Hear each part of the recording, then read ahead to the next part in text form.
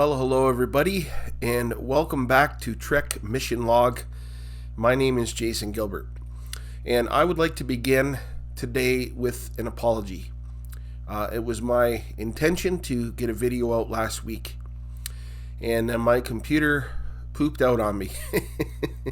And so it was in the shop for several days, and anyway, long story short, they got it fixed, and I am back. So I want to thank you all for your patience, and I am looking forward to bringing this to you today.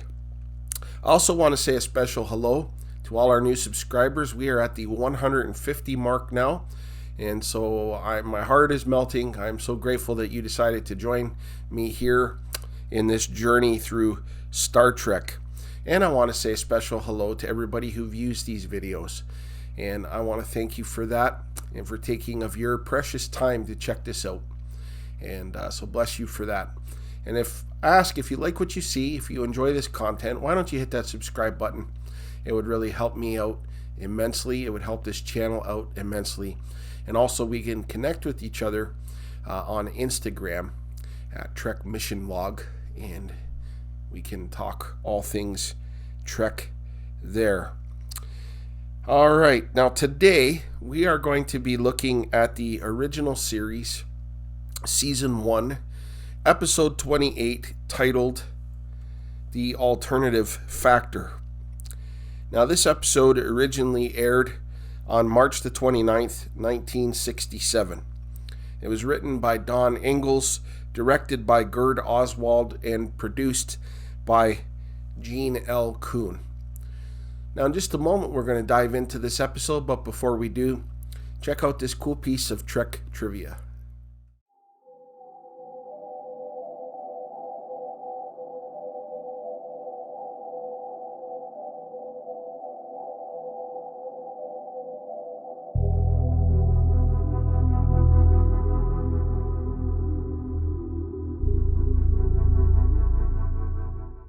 The Enterprise is in orbit above a planet. Normal ship's operations are taking place. Mr. Spock is looking intently into the scanner, and he reports that everything looks normal with no surprises. Kirk orders the helm to lay in a course for Starbase 1. Spock quickly looks up to Kirk, and the ship is rocked. There is a transparence taking place, almost like they are going in and out of existence. The phenomenon repeats itself. When Kirk presses Spock for an answer, Spock said that twice for 1 second each time, the entire magnetic force in that particular solar system blinked, and the planet below obtained zero gravity during those episodes. Spock told him that what has happened is simple non-existence. Uhura receives a general alert signal from Starfleet Command. Kirk orders all stations on alert. Spock then picks up a life object on the planet that wasn't there before. Spock described the object as human. Its arrival coincided with the phenomenon. Kirk asked if this being could cause danger to the ship. Spock said very, very possible. Kirk tells Uhura to notify a team of armed guards to get ready to beam down to the planet, and we then fade into the title sequence. When the episode comes back, after beaming to the surface, the team begins their search for this person, and they locate a small ship.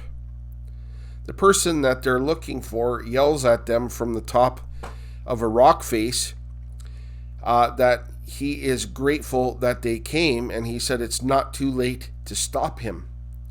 And then he passed out, falling off of the rock face. Back on the ship, this officer reports that the phenomenon almost drained their dilithium crystals completely. I believe that they beamed the man on the planet aboard the ship to be looked at by Dr. McCoy. Spock told Kirk that he has absolutely no explanation, but the effect, although widespread, was strongest on the planet below. Uhura receives a message from Starfleet Command, Code Factor 1. That means invasion status. Kirk orders all hands to battle stations and then puts the transmission on the screen. This Commodore reported that the phenomenon took place all across the galaxy and beyond, with similar disruptions in magnetic fields. There were also time warp distortions, and Starfleet wants to know if it is a natural phenomenon or if it is mechanical, and if mechanical, who is behind it and why. They wanted Kirk's guess. Kirk responded that his best guess is that it is a prelude to invasion. The Commodore orders the Enterprise to find the answers, but they will be on their own. No other ships will be coming close to them because Starfleet can't risk losing any. Kirk and Spock go over what happened right from the very beginning. And Spock said that he's going to beam down to see if there are answers on the planet. Kirk is going to go to sickbay to speak with the man they found on the planet. When he gets there, the man told him he has been chasing a man around the universe and described him as a monster. He said that one man, that one thing, destroyed his entire civilization. He said that the phenomenon that happened was from the man that he is pursuing. He described him as anti-life. Kirk said he would beam down to the planet with him to check out his story.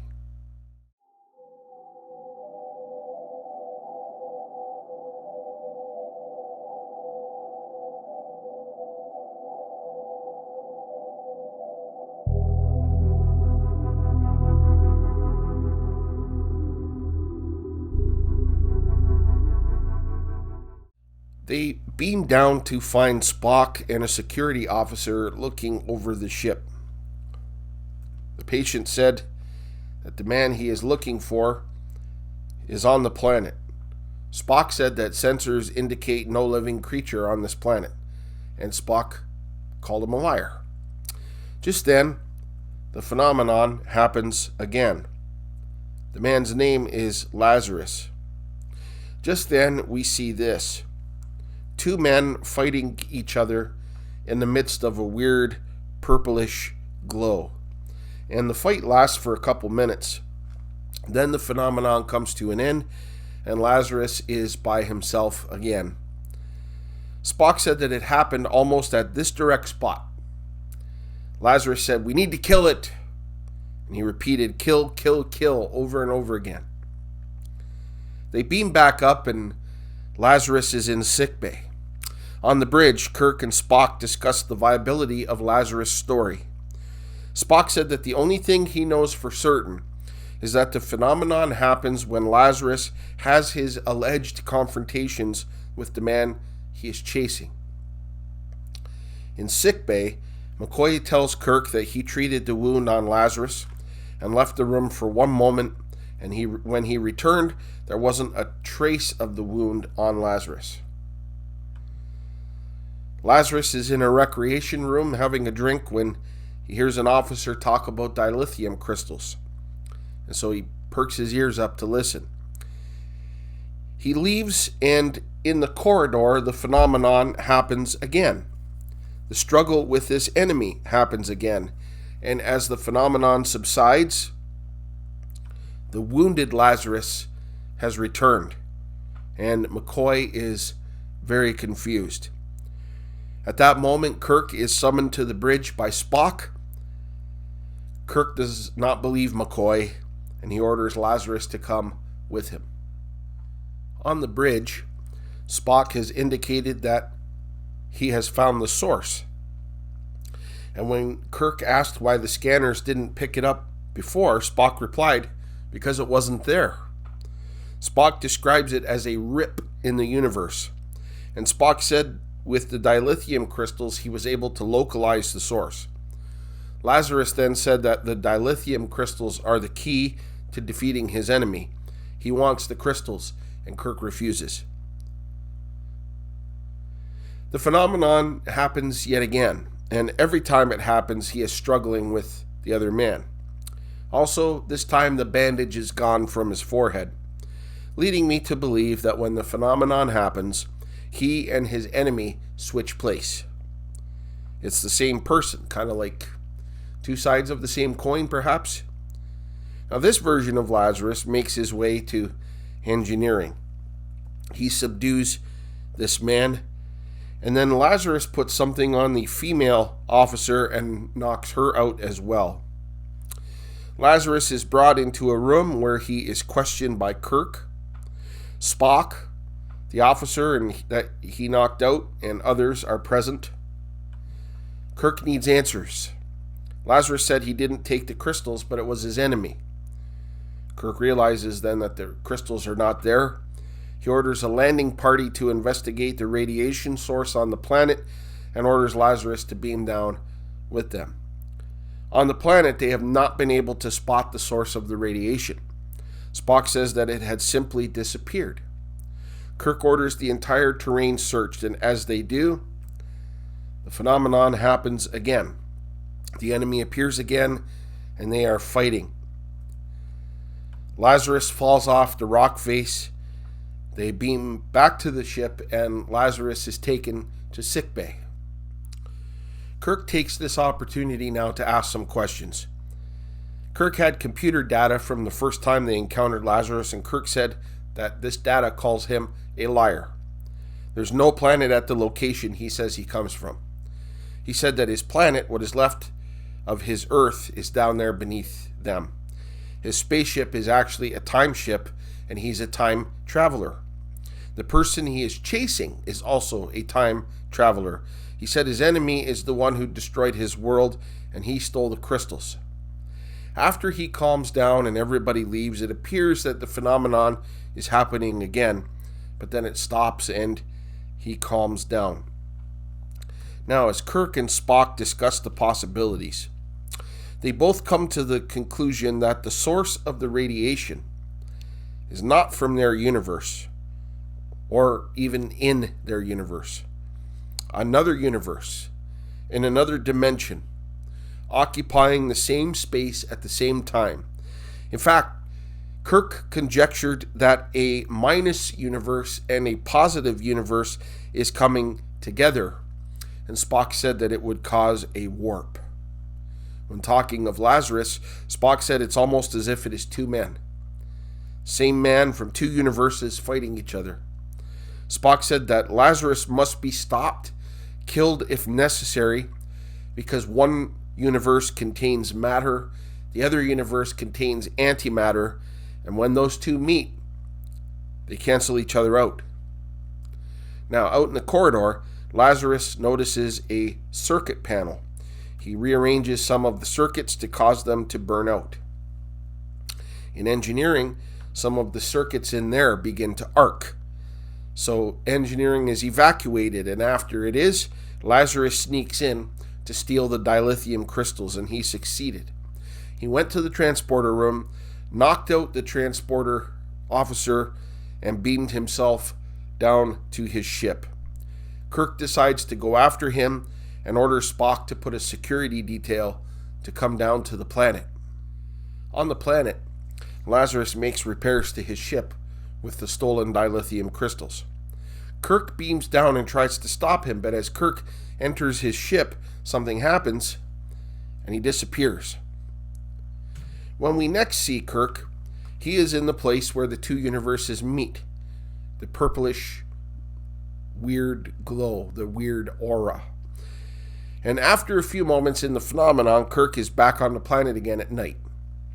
Except he's not on that planet. He is on that planet in the parallel universe with the other Lazarus. Now, this Lazarus confirmed that it is indeed an antimatter universe. Kirk asked him about how he got there. Lazarus said that it is an alternative warp between the two universes, a safety valve that prevents the two from canceling each other out. He said that the reality of this parallel universe drove his counterpart mad, and so he breached the safety valve to try to destroy him. This Lazarus wants to get him inside the alternative warp to restore the two universes to normality. And he would be in there with the other Lazarus for all of eternity so that he can ensure the safety of both universes. Reluctantly, Kirk goes back into his universe in an attempt to send that Lazarus into the alternative warp. And so Kirk has a wrestling match with this Lazarus. And if you watch closely, the security guard at the back on the right is enjoying this as he is smiling. And Kirk succeeds in sending him through. They beam back to the ship to make preparations to destroy Lazarus' ship. They fire phasers, and they are successful in destroying the ship. And for a very brief moment, we see the two Lazaruses fighting each other. And that fight will happen forever and ever. The universe was safe. The parallel universe was safe. But Kirk asks the question, but what of Lazarus? And at Warp 1, the Enterprise sails away to her next mission.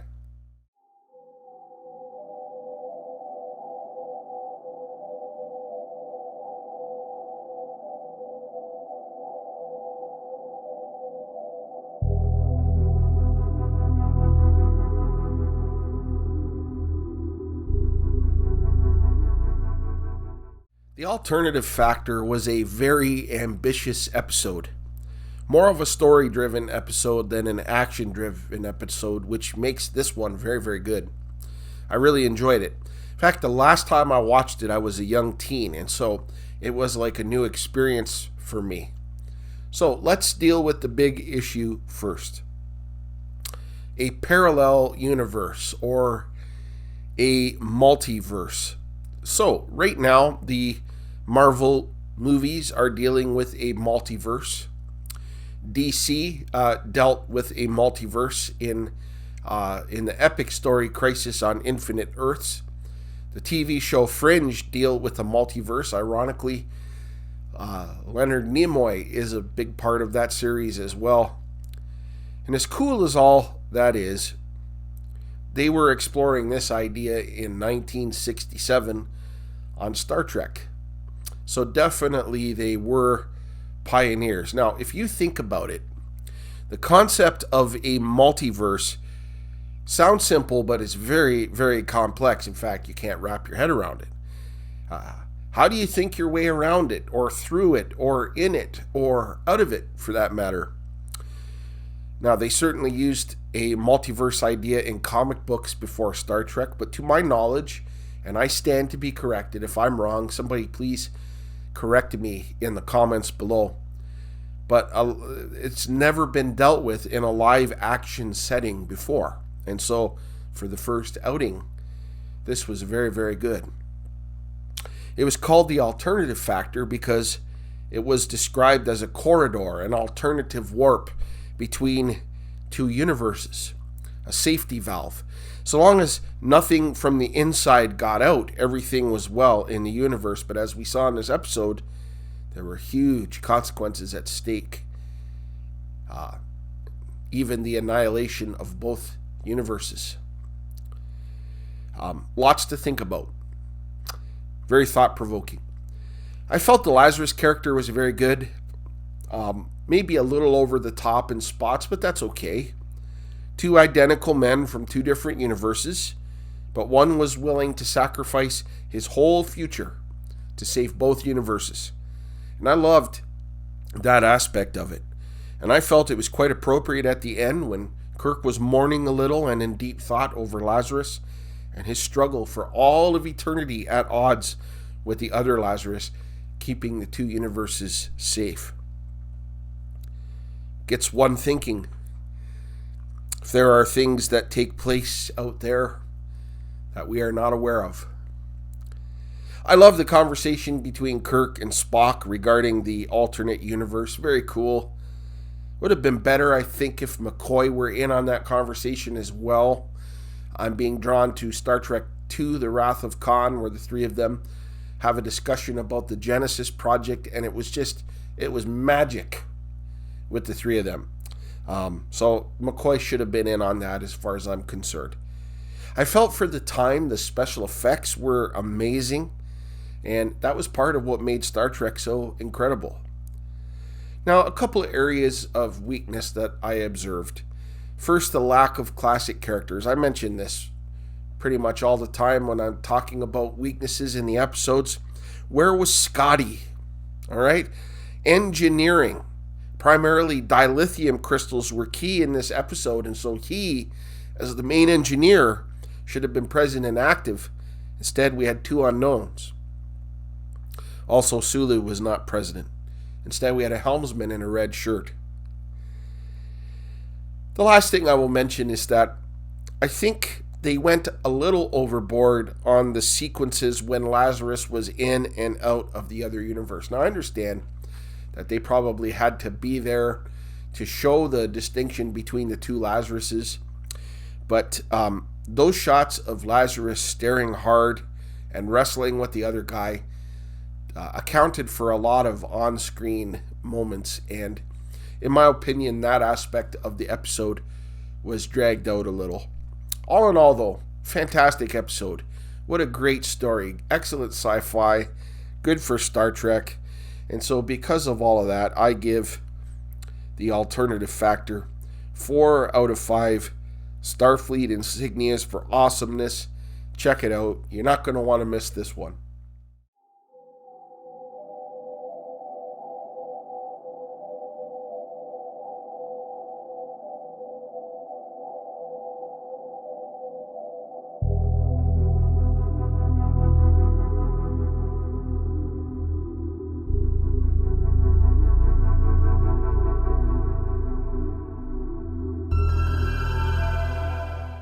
Well, thank you once again for joining me on Trek Mission Log. That wraps this week's edition up. I hope you thoroughly enjoyed this as much as I did. Please feel free to drop a comment below.